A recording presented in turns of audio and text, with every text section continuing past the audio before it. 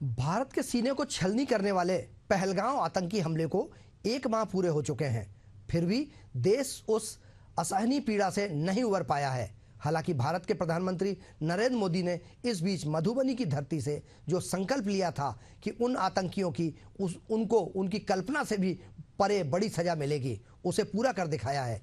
देश की सेना ने उन एक मुस्लिम युवक सहित 26 निर्दोष हिंदू सैलानियों की निर्मम हत्या के बदले नापाक इरादों वाले आतंकिस्तान को ऐसा सबक सिखाया है कि पाकिस्तान का जर्रा जर्रा थर्रा गया है।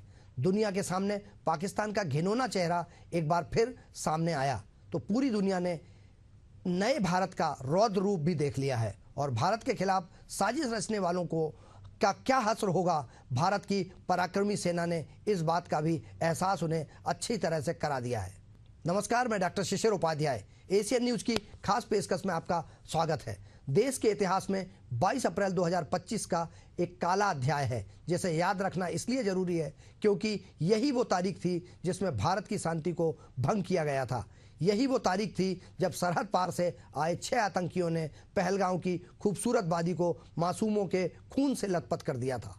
यही वो तारीख थी जब धार्मिक जिहादियों ने धर्म पूछकर 25 हिंदुओं की निर्ममता से हत्या कर दी थी, जिसका भारत ने केवल बदला नहीं लिया बल्कि ऑपरेशन सिंदूर के जरिए आतंकिस्तान के साथ भारत के खिलाफ साजिश रचने वालों को बताया है कि यही भारत का नया स्वरूप है।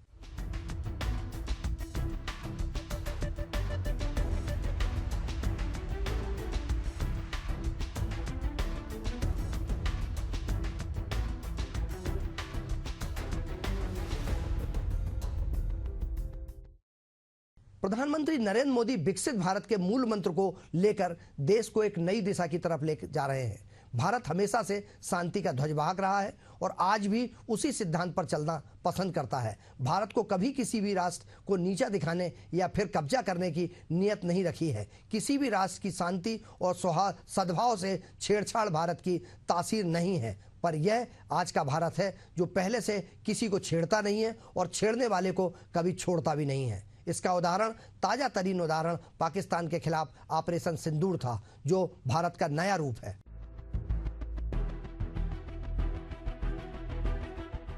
ठीक 1 माह पहले की ही बात है जब कश्मीर की खूबसूरत वादियों का दीदार करने भारत सहित दुनिया भर के सैलानियों की भीड़ जुटी हुई थी। पहलगाम के मनोरम वादी में नवविवाहित दंपतियां अपनी छुट्टियां मनाने पहुंची थी। कुछ दंपति ऐसे भी थे जिन्होंने वैवाहिक जीवन में पांव ही धरा था। नवविवाहितों के हाथों की मेहंदी अभी छूटी तक नहीं थी कि सरहद पार से आए दरिंदों ने उनसे उनका सुहाग छीन लिया। उनकी आंखों के सामने उनकी मांग का सिंदूर हमेशा के लिए मिटा दिया। धरती का स्वर्ग कहलाने वाली उस खूबसूरत वादी को देश के बेटों के खून से लहूलुहान कर दिया और देश को सलाने वाला ऐसा दर्द दिया जिसने पूरे भारत को चित्कारने पर मजबूर कर दिया। तब बिहार की धरती से प्रधानमंत्री नरेंद्र मोदी ने उन बेटियों के सुहाग को उजाड़ने वालों, उनके माथे का सिंदूर मिटाने वालों को उनकी कल्पना से बड़ी सजा देने का संकल्प लिया था। 22 अप्रैल को जम्मू कश्मीर के पहलगाम में आतंकियों ने मासूम देशवासियों को जिस बेरहमी से मारा है, उससे पूरा देश व्यथित है। कोटि कोटि देशवासी दुखी हैं। सभी पीड़ित परिवारों के इस दुख में पूरा देश उनके साथ खड़ा है। जिन परिवारजनों का अभी इलाज चल रहा है,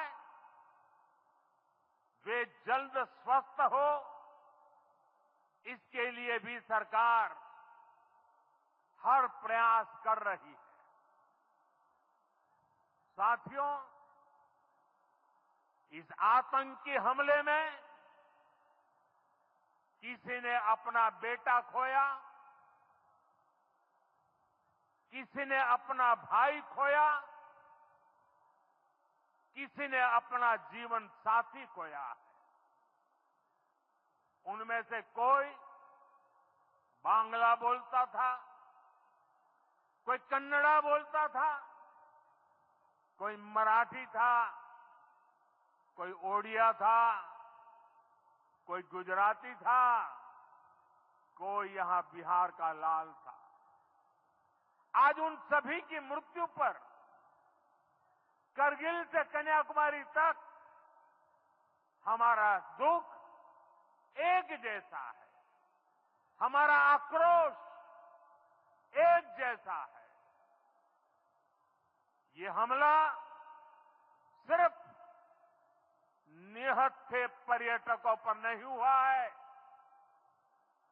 देश के दुश्मनों ने भारत की आत्मा पर हमला करने का दुस्साहस किया है। मैं बहुत स्पष्ट शब्दों में कहना चाहता हूं, जिन्होंने ये हमला किया है, उन आतंकियों को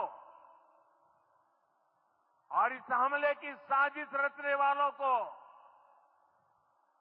उनकी कल्पना से भी बड़ी सजा मिलेगी। सजा मिलकर के रहेगी।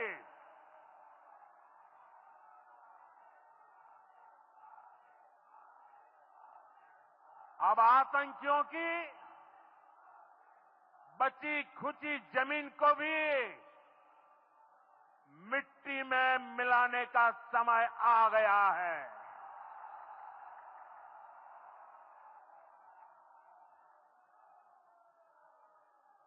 एक सौ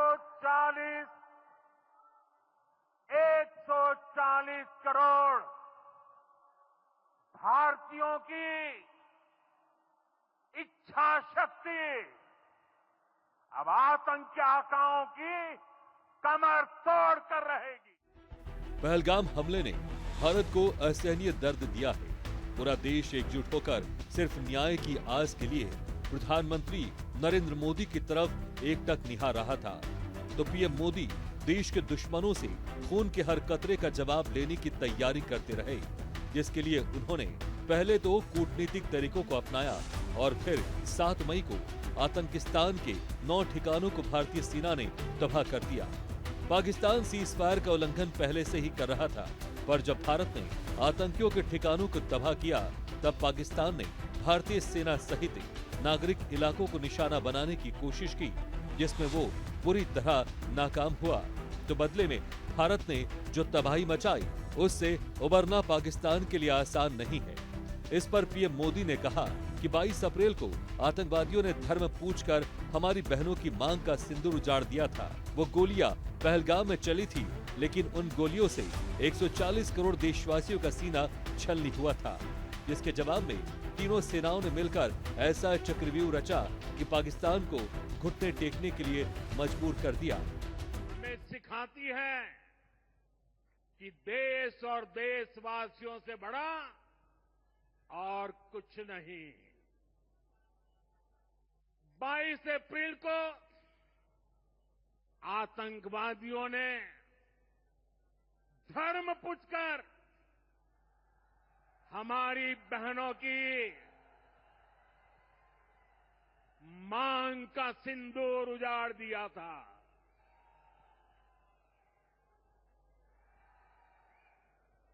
वो गोलियां पहलगाम में चली थी, लेकिन उन गोलियों से 140 करोड़ देशवासियों का सीना छलनी हुआ था।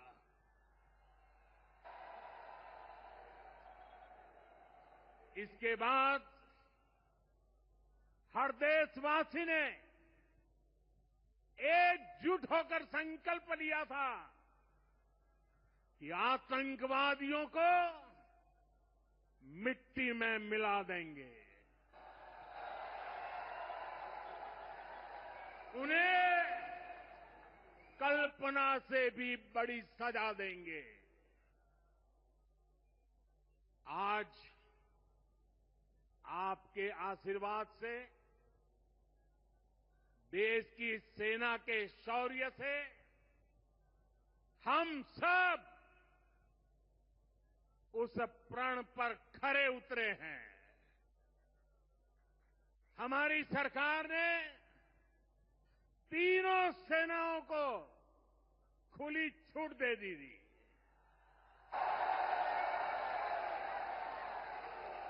और तीनों सेनाओं ने मिलकर ऐसा चक्रव्यूह रचा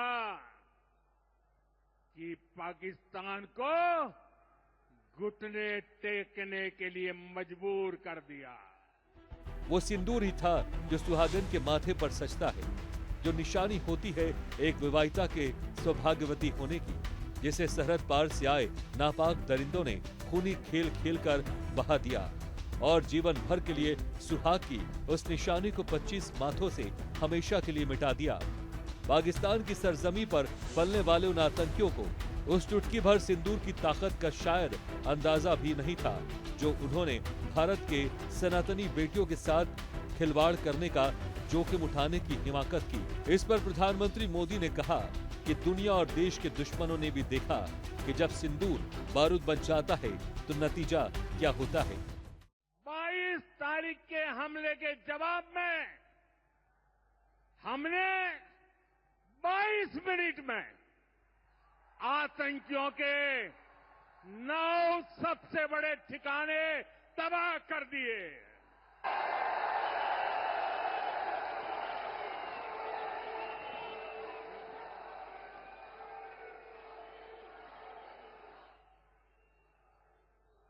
दुनिया ने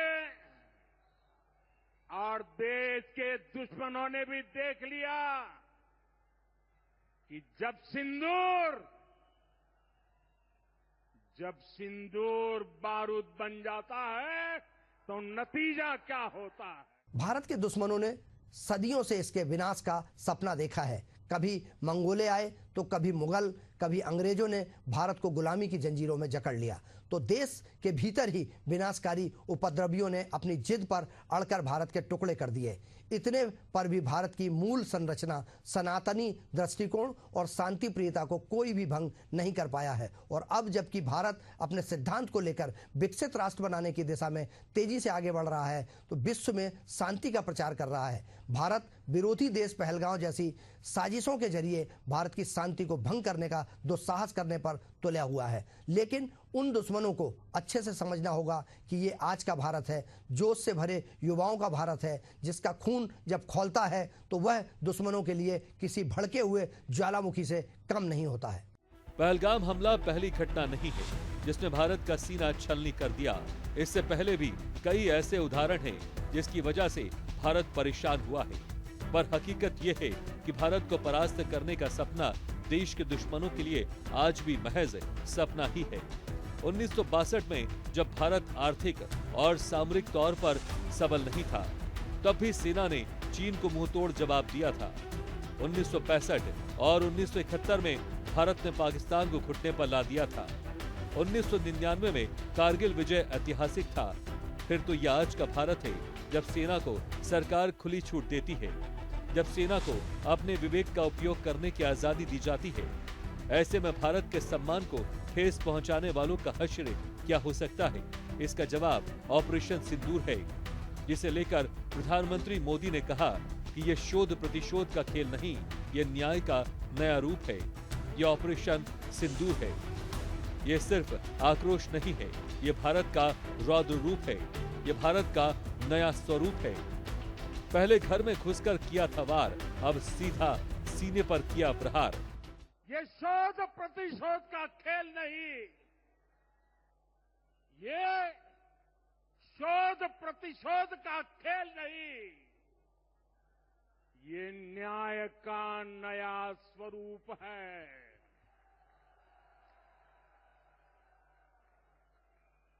ये न्याय का नया स्वरूप है। ये ऑपरेशन सिंदूर है।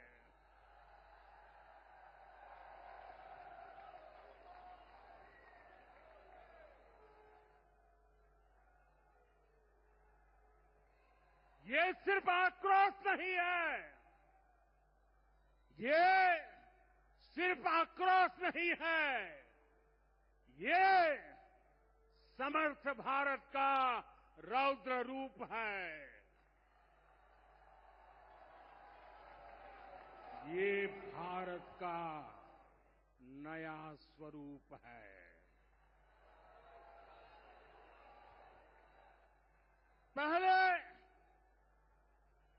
पहले घर में घुसकर किया था वार, पहले घर में घुसकर किया था वार, अब सीधा सीने पर किया प्रहार है। भारत अपने से होकर किसी भी देश से दुश्मनी नहीं करता। इतिहास गवाह है कि आजादी के बाद से लेकर अब तक भारत ने कभी भी किसी भी देश पर आक्रमण नहीं किया, बल्कि दुनिया के दूसरे देशों के झगड़ों को सुलझाने का प्रयास भारत ने किया है। लेकिन भारत के खिलाफ साजिश रचने वाले दुश्मन देशों की फहरिस्त में कुछ और नाम जुड़ गए हैं।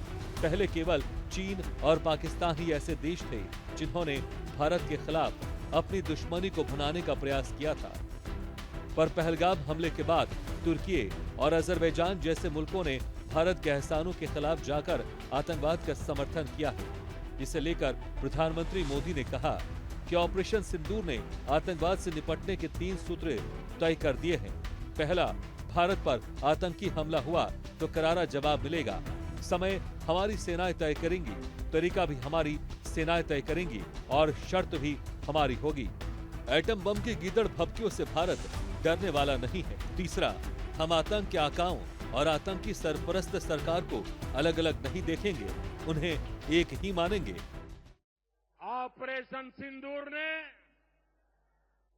आतंकवाद से निपटने के 3 सूत्र तय कर दिए हैं। पहला, भारत पर आतंकी हमला हुआ तो करारा जवाब मिलेगा।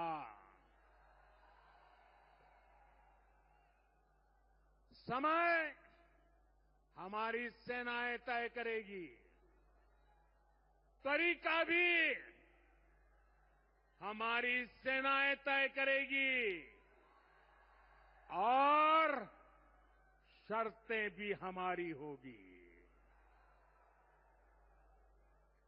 दूसरा, एटम बम की गीदड़ भभकियों से भारत डरने वाला नहीं है।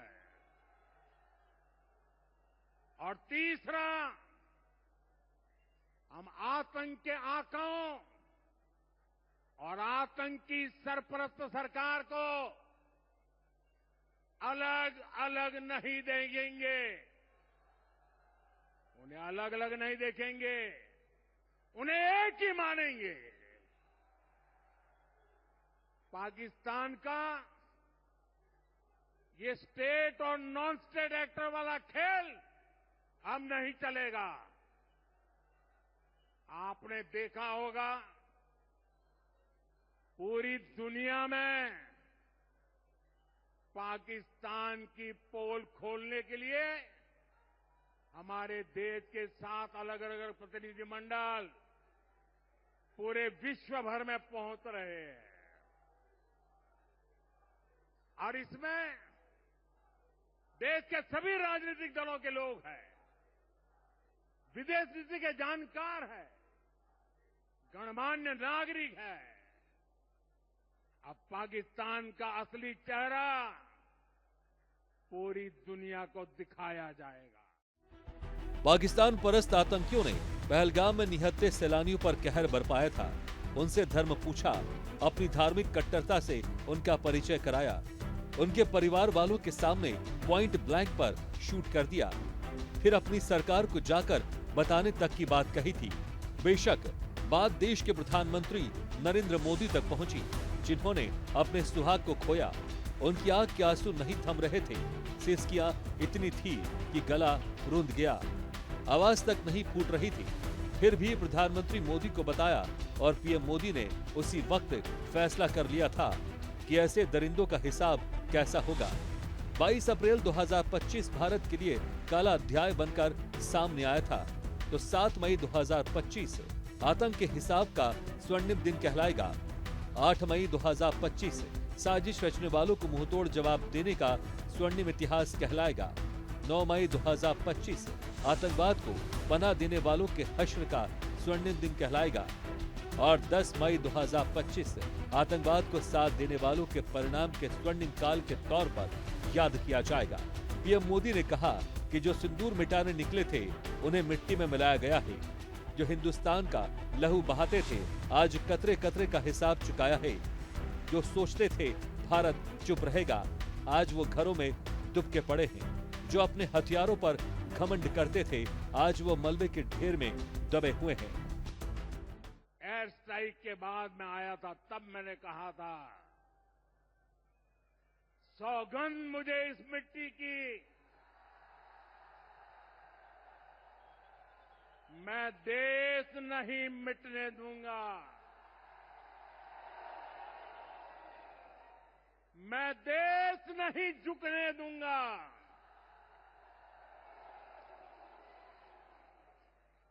आज मैं राजस्थान की धरती से देशवासियों से बड़ी नम्रता के साथ कहना चाहता हूं,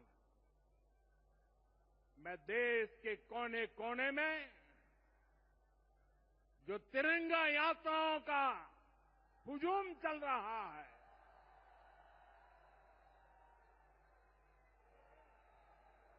मैं देशवासियों से कहता हूं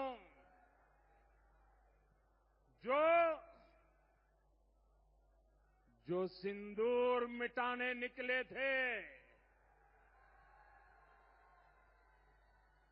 जो सिंदूर मिटाने निकले थे उन्हें मिट्टी में मिलाया है।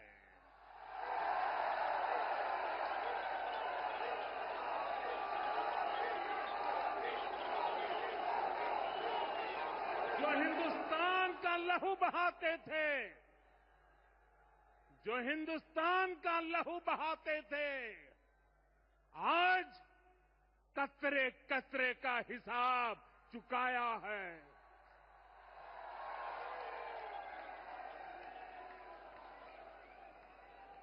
जो सोचते थे भारत चुप रहेगा, आज वो घरों में डूब डूब के पड़े हैं।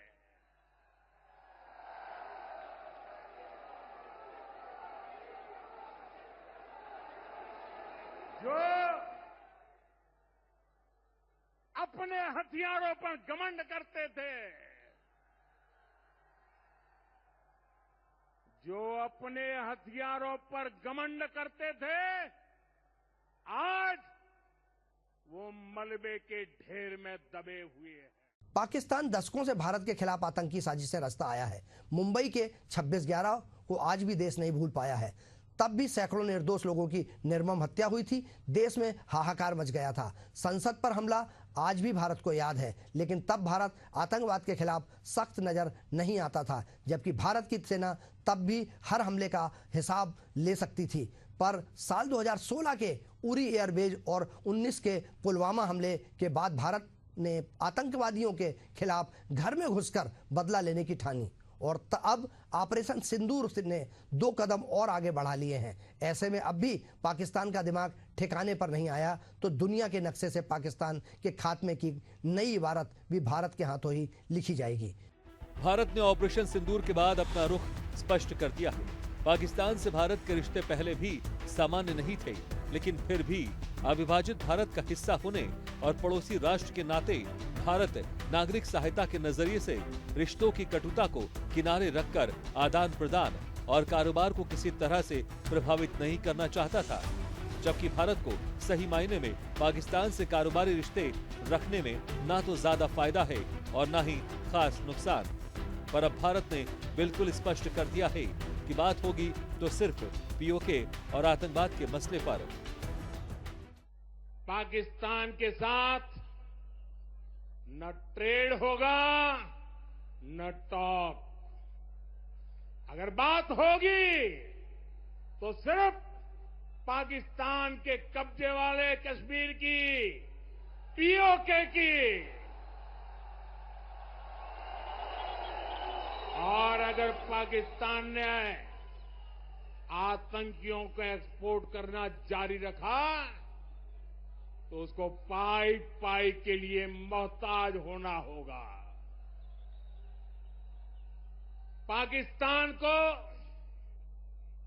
भारत के हक का पानी नहीं मिलेगा। भारतीयों के खून से खेलना पाकिस्तान को महंगा पड़ेगा। ये भारत का संकल्प है और दुनिया की कोई ताकत हमें इस संकल्प से टिका नहीं सकती है। भारत ने पाकिस्तान के भीतर आतंकी ठिकानों की तबाही तो पहले ही तय कर दी थी, लेकिन ऑपरेशन सिंदूर अब भी जारी है। इसमें कहीं कोई दो राय नहीं है कि बीते 11 सालों में भारत केवल आर्थिक मोर्चे पर ही ताकतवर नहीं हुआ है, बल्कि दुनिया को सिखाया है कि तरक्की की गाथा कैसे लिखी जाती है। यही वो 11 बरस हैं जब भारत ने अपनी सामरिक ताकत को आत्मनिर्भर बनाया है और विकसित देशों पर निर्भरता कम की है, जिसका फायदा ऑपरेशन सिंदूर के दौरान नजर आया है। तो प्रधानमंत्री मोदी ने बताया है कि उनका दिमाग ठंडा रहता है, पर खून में जब उबाल आता है तो दुश्मनों की दुर्गति शुरू हो जाती है। सीधी लड़ाई जीत ही नहीं सकता। जब भी सीधी लड़ाई होती है तो बार बार पाकिस्तान को मुंह की खानी पड़ती है। इसलिए पाकिस्तान ने आतंकवाद को भारत के खिलाफ लड़ाई का हथियार बनाया है। आजादी के बाद पिछले कई दशकों से यही चला आ रहा था। पाकिस्तान आतंक फैलाता था, निर्दोष लोगों की हत्याएं करता था, भारत में डर का माहौल बनाता था, लेकिन पाकिस्तान भूल गया अब मां भारती का सेवक मोदी यहां सीना तान कर खड़ा है। मोदी का दिमाग ठंडा है, ठंडा रहता है, लेकिन मोदी का लहू गर्म होता है। और अब तो मोदी की नसों में लहू नहीं, गरम सिंदूर बह रहा है। अब भारत ने दो टूक साफ कर दिया है। हर आतंकी हमले की पाकिस्तान को भारी कीमत चुकानी पड़ेगी और ये कीमत पाकिस्तान की सेना चुकाएगी। भारत शांति दूत है, लेकिन यह भारत की कमजोरी का पर्याय नहीं है, बल्कि मानवतावादी होने का सूचक है, जिसे दुनिया के उन तमाम देशों को समझना और याद रखना होगा कि यह कल का भारत नहीं है। जिसकी सरकार एक्शन से घबराती थी, जिसकी सरकार अपनी दमदार सैन्य क्षमता को खुली छूट नहीं देती थी, जिसकी सेना की जीत का श्रेय सरकार लेती थी और दुश्मनों को सबक नहीं सिखाती थी।